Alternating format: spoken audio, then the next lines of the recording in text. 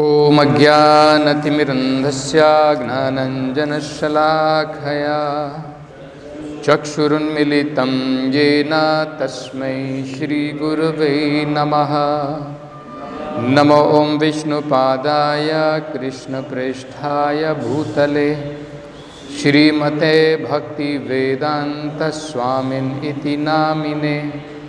नमस्ते सरस्वती देवे गौरवाणी प्रचारिणे निर्विशेषा शून्यवादी पाश्चात्य देशतारिणे। जय श्री कृष्ण चैतन्य प्रभु नित्यानंद श्री अद्वैत गदाधर श्रीवासदि गौर भक्तवृंद। हरे कृष्णा कृष्ण कृष्ण हरे हरे, हरे Ram Ram Ram Hare Hare.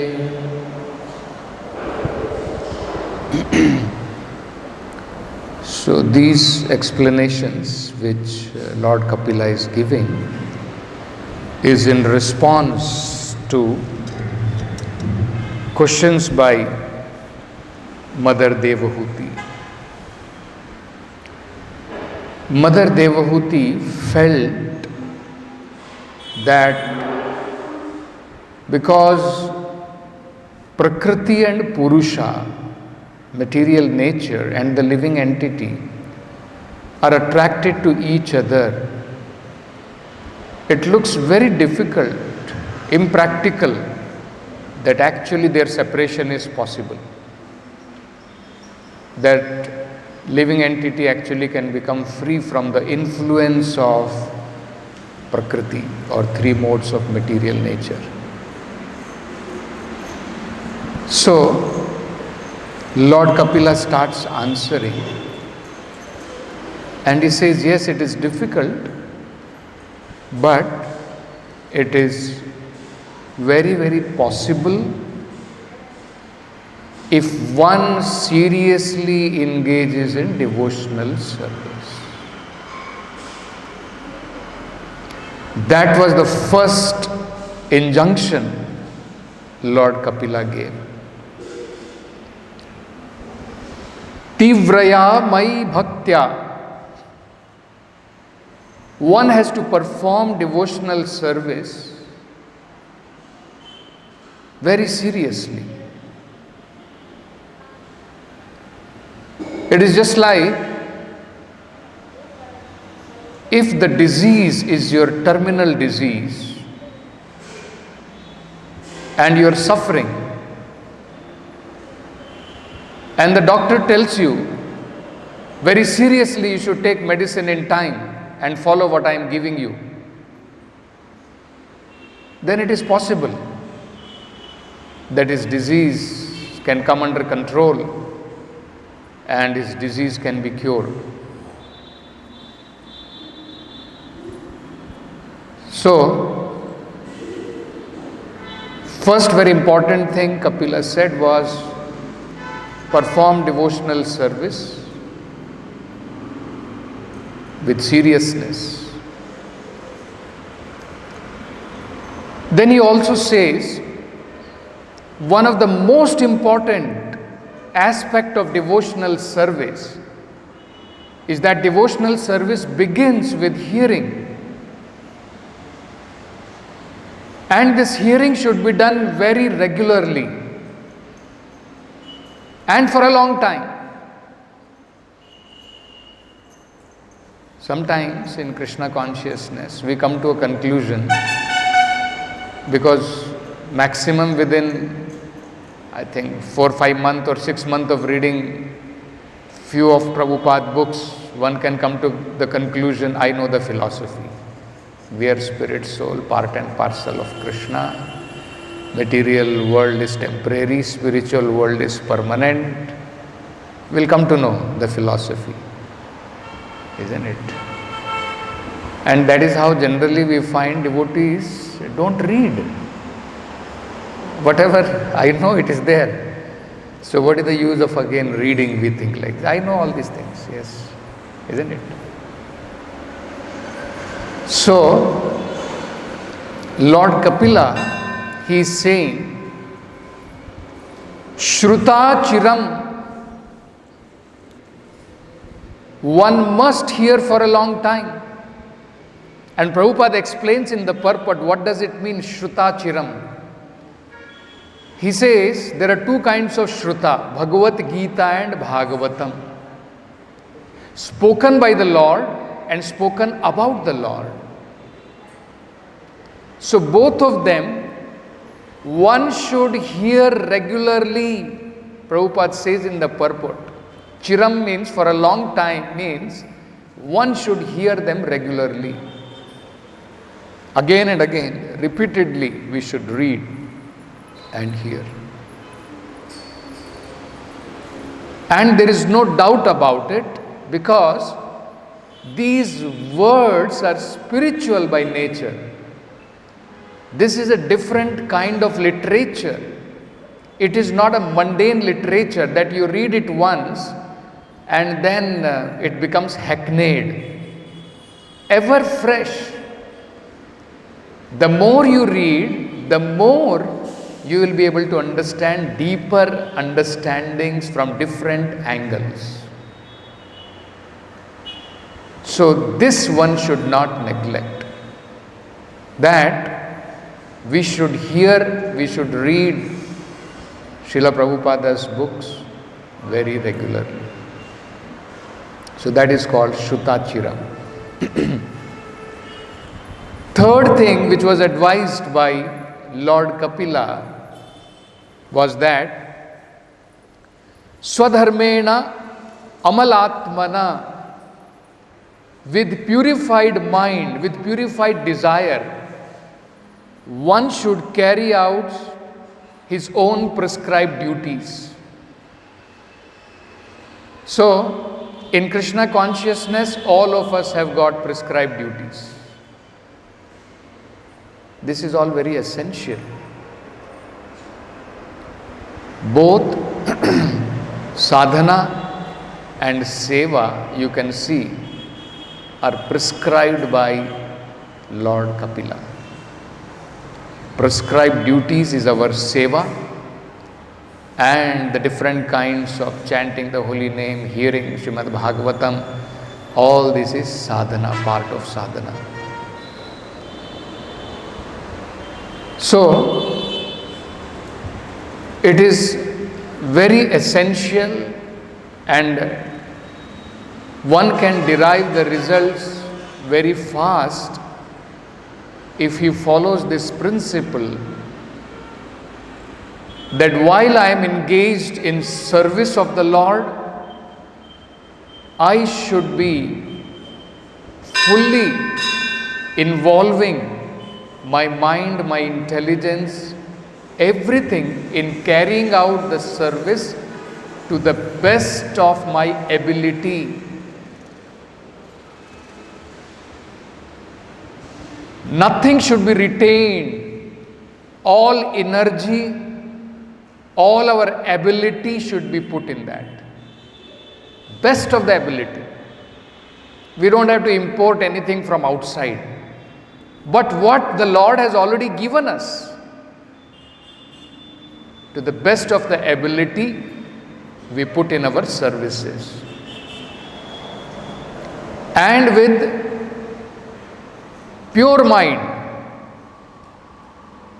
not that by performing devotional service we are hankering for different kinds of results from that, fruitive results, subtle results, so many things are there. Just like recently in the GBC there was a discussion. One devotee had written an ultimatum mail to the temple president. If you don't make me vice president, I am going to some other center.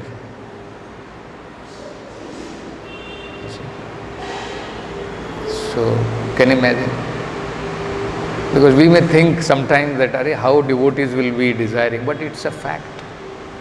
Even though the organization may require so many positions, all these things, but actually if we forget our real goal, Sarva Upadhi Vinirmuktam, and rather we are, so it's not a joke. The devotee has very seriously written. When I am going outside, people are asking me, what are you? What are you in your organization? So, I require it for my service. Isn't it? So that itself going and asking to the authorities itself is a disqualification. Because services, designations, all these things are assigned by superior authorities. They are not, demanded. I require a laptop, without that I cannot do. Isn't it? I require this position, otherwise I cannot do. No. So, Swadharmena Amalatmana, one should perform prescribed duties with pure mind. That was the third instruction. So let me see how many of you have grasped. First one.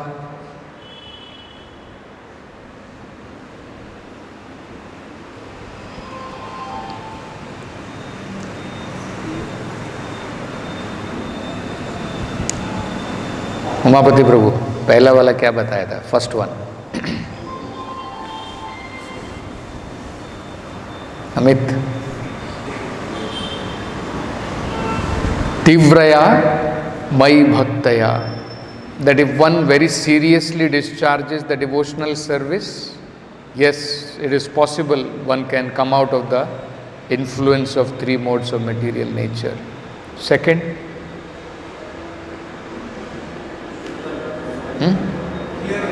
yes, Shruta Chiram, regularly hearing for long time, repeatedly hearing. Third, carrying out our prescribed duties with pure mind. Swadharmena Amalatmana. See, Lord Kapila is giving the secret. When Mother Devhuti had asked, it is practically impossible to come out of three modes of material nature. All of us are facing this, is it not? We find this very difficult. Maya is so strong. Three modes of material nature. I make a determination, today I will come for Mangalarti, I will not miss from tomorrow. But still, Maya is so strong, very difficult. No, today I will take rest. Isn't it? So, very important question which Mother Devhuti has placed, that influence of three modes of material nature, it is like one is living with it. No separation is possible. And then Lord Kapila is saying, yes, it is difficult, but yes, by this if you follow, very much, even in this lifetime, one will be able to come out from this modes of influence of modes of material nature and see the Supreme Lord face to face. So then he gives one by one, this is what one should follow, this is what one should follow. And then he says, Animitta nimittena. Everything should be performed just for the satisfaction of the Supreme Lord. Otherwise, it will produce material effects. When everything is performed for the satisfaction of the Supreme Lord, no material effect. That is called Animitta Nimittena. Just like Prabhupada gives the example, externally Arjuna is also fighting and so many people also fight. But lot of difference, because Arjuna fought for the satisfaction of the Lord. So all our occupation, the test should be, is Krishna satisfied by my activity? Whatever I am performing. So if this is kept in mind, then all our activities are transcendental. They will not produce material result. Because anything which does not produce material result is transcendental. We may not be transcendental, but if we act on the order of the spiritual master and act according to his direction, just like Arjuna acted under the direction of Krishna, then all activities we are performing is transcendental. It will have no material effect. So that was the fourth instruction which Lord Kapila gave. Fifth, he said, Gnanena Drishtva Tattvena. This is also very essential. Devotional service should not be performed blindly. Devotional service is not performed emotionally or with mental speculation. Whatever I want, I will perform and I will call it devotional service. I'll put one peacock feather on my head and I will dance with girls, and I am doing rasa dance, and that is my devotional service. There are so many people, sometimes you will find in Vrindavan, they dress like Krishna and then they try to enchant women, try to dance with them and perform rasa dance. These are all imaginations. So devotional service performed like this, Srila Rupa Goswami says, Utpate va kalpate, it is simply creating a disturbance in the society. Shruti Smriti Puranadi Pancharatri ki vidhim vina Ekantika Harer Bhakti Utpate va kalpate. Anyone who is performing devotional service without reference to the Vedic scriptures, Shruti, Smriti, Purana, Pancharatrik Vidha. So it's not by mental concoction. Whatever way I like, emotionally I like this is how I will perform. No. It has to be with Jnanena, Drishta Tattvena. Drishta Tattvena means with the vision of the Supreme Lord. That should be the goal. Not that devotional service I perform with knowledge to merge in Him. With the vision of our goal to become His servant. And not blindly with jnana, accompanied with transcendental knowledge. That was the fifth instruction which Lord Kapila gave. And then, sixth one he said, Vairagyena baliyasa, very strong renunciation. Renunciation should not be weak. Baliyasa means very strong. So sometimes we renounce and then again we become complacent and again we go back to the same things. Isn't it? I remember when I joined in Krishna consciousness for the first time, we were so strict. I would not visit my house at least for 5 to 6 months. I knew because Maya is very strong. And I remember that when with the preachers, we used to go from near my house, my heart used to beat, remembering all those old memories. Yes. So, renunciation has to be practiced very strongly. No kind of material allurement should be able to allure the devotee to go back to his material association, material attachments. That should be the kind of renunciation. Prabhupada says that. What is the meaning of strong renunciation? No kind of material allurement should be able to allure and distract the devotee. That is called strong renunciation. So it has to be practiced with strong renunciation. And strong renunciation comes by practicing seriously. That will be the effect. It is very simple. It's just like when you are eating properly, your hunger should go away. Your material hunger should subside. Similarly, if someone is practicing devotional service properly, attachment to material world does not go well. Automatically one becomes detached. His material hunger has gone. No more he is inclined, no more he is interested.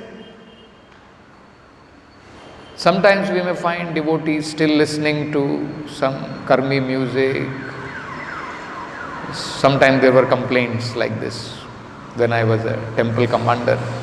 Some devotees were watching comedies, movies. Anyway, Prabhu, it is just a comedy, no? What is there? No. The devotees should be so renounced that all these things, petty material allurements, actually cannot distract a devotee. So, Vairagyena baliyasa. Seventh, Lord Kapila advised, tapahayuktena. Devotional service should be accompanied with austerities. And Prabhupada says, very simple austerities. Get up early in the morning, little austerity.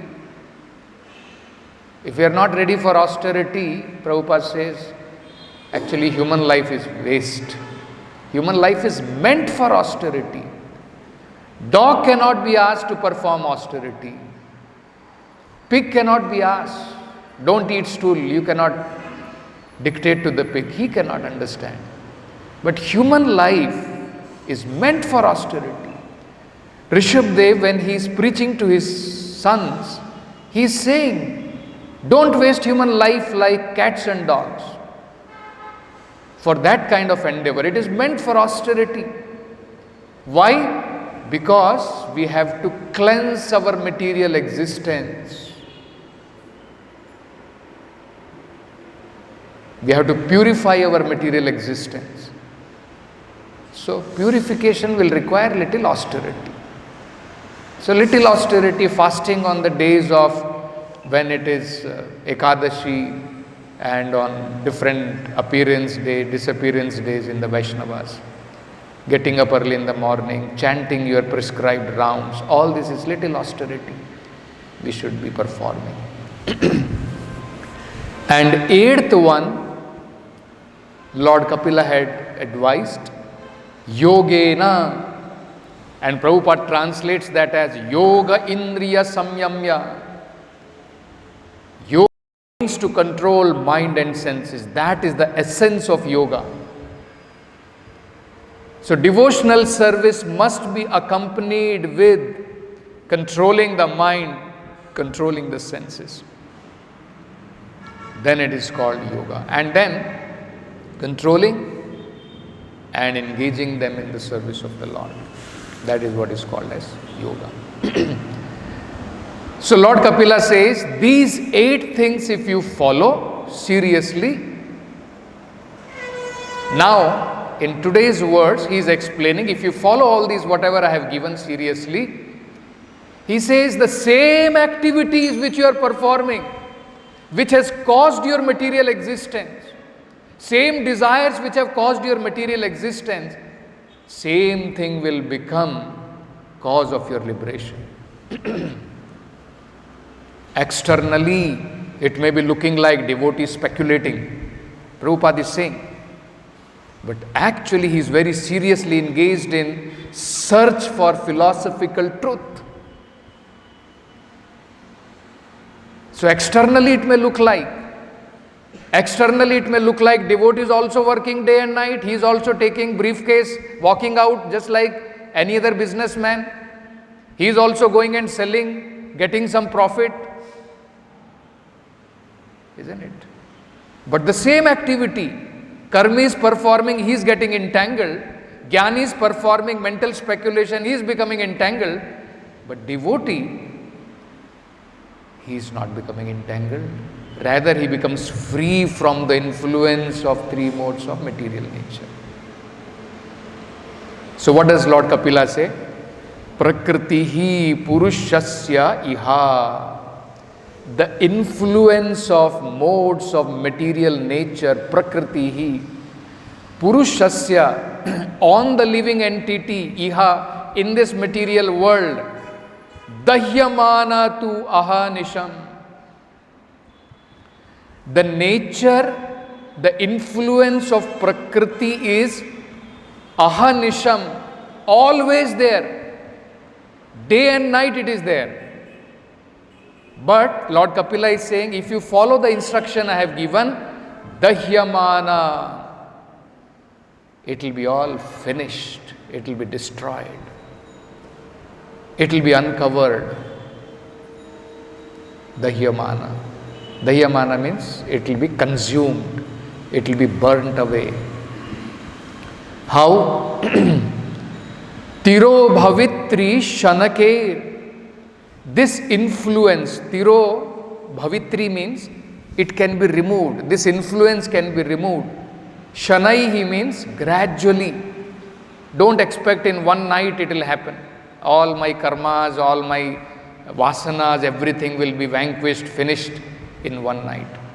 He has already given prescription. For a long time you have to hear, you have to practice like this, all those things. If you do, then Shanaihi, you will find, yes, gradually the effect of three modes of material nature is going away.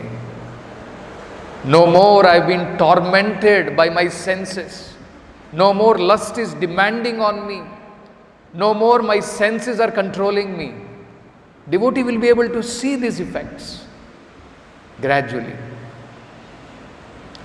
So, and the example Lord Kapila is giving is Agner Yonir Iva Arinihi. Arini means the firewood is called Arini, and Yonir means it is the cause. It is the cause of Agni. Firewood has Agni in it, and in proper circumstances it will burn into fire. Correct? It is the cause of Agni. But if the Agni is lit properly, Prabhupada says, if the Agni is lit properly, if the fire is lit properly, it will nicely burn and it will consume the wood itself. It will consume the cause of fire itself. So, cause of material existence is Ichcha and Dvesha. That is our firewood. Ichcha, to enjoy material pleasures like karmi, that is Ichcha. Dvesha means to become one with God or to take away His position. I become Supreme Lord. That is for Jnanis. And Prabhupada says Bhakti means Jnana Karmadi Anavratam. Especially these two effects of jnana and karma should be removed from bhakti. Anya abhilashita shunyam. All other desires, like jnana and karma specifically it is mentioned. You see, because these are very big contamination. Even in bhakti, devotee may desire, still may have contamination of karma, desiring something out of devotional service. Prabhu, I have been practicing, still I am miserable in my material life. That means we are expecting, if I perform devotional service, everything will be all right. Good finances will be there, good business will be there, everything will be there. Isn't it? So that means contamination of karma is there. Contamination of jnana may be there when one is desiring to become one with the Supreme Lord. When one is desiring to enjoy, that is also like contamination. So, bhakti definition is these two things are not there. And very nicely Prabhupada is explaining externally, because these are the cause. Enjoying like karmi and thinking like jnani. When one is frustrated of material endeavor, then he wants to become frustrated and he wants to become one with God. Isn't it? So when one becomes free from them, that is bhakti. But externally one cannot make out. Devotee is also working as hard, more harder than a karmi. So one may think, what is this? You told me, Prabhu, bhakti you should perform, but you are telling me go and sell books. You are telling me go and take briefcase and go and meet people. I was doing this outside also when I was medical representative. I was going and meeting doctors. Isn't it? Now also I am meeting people. No. Externally it may look like this, but effect is different, because one is performed for sense enjoyment, another is performed for satisfaction of Krishna. See? Just like the temple we are building, you will find in another few more verses, Prabhupada is going to explain this. Somebody is building skyscraper building, huge skyscraper building. Endeavor is the same. Devotee is also going and devotee is also supervising and seeing people are working, all those things. He is going and meeting engineer. He is also going and meeting architect. He is going to purchase where I am going to get better steel. And when somebody is building skyscraper building, he is also involved, thinking about cement, thinking about steel. We will think, what is the difference between both of them? No, lot of difference. Just by thinking about steel and cement, devotee can go back to Godhead, because what he is doing is for satisfaction of Krishna. And that is why it is called temple. Whereas somebody is building for his own sensual enjoyment, big huge skyscraper building, he is getting bound in karma. So much difference. So very essential. I'll just read that very nicely. Prabhupada explains. Devotee may appear externally to be karmi, but inner significance is these activities are meant for satisfaction of Supreme Lord. Externally, devotee may look like karmi. Internal significance is these activities are meant for satisfaction of Krishna. That is the difference. Second, Prabhupada is saying, like a jnani, devotee may engage in philosophical research. His activities may appear to be like mental speculator. But actually, he is not thinking of, by that knowledge which he is trying to gain from the Vedic scripture, he is not trying to merge in the Supreme Lord. That is not his goal. What is his goal? He is trying to understand spiritual activities and transcendental, spiritual nature and transcendental activities. Why is devotee doing philosophical research of the Vedas? Just like scrutinizingly studying the Vedic literature. The 6 Goswamis did. They studied all the Vedic literature very scrutinizingly. Isn't it? Not with the goal to become one with God. So they also did research of the Vedic scriptures. So externally it may look like they are influenced by jnana, mental speculation. No. Because it is meant for satisfaction of the Supreme Lord, Prabhupada says, material effects of fruitive activities and empiric speculation do not exist for devotees, because these activities are meant for satisfaction of Krishna. So that is how Lord Kapila has explained very beautifully all these things, and we will see in further. Granthra Srimad Bhagavatam ki jai. Guru Srila Prabhupada ki jai.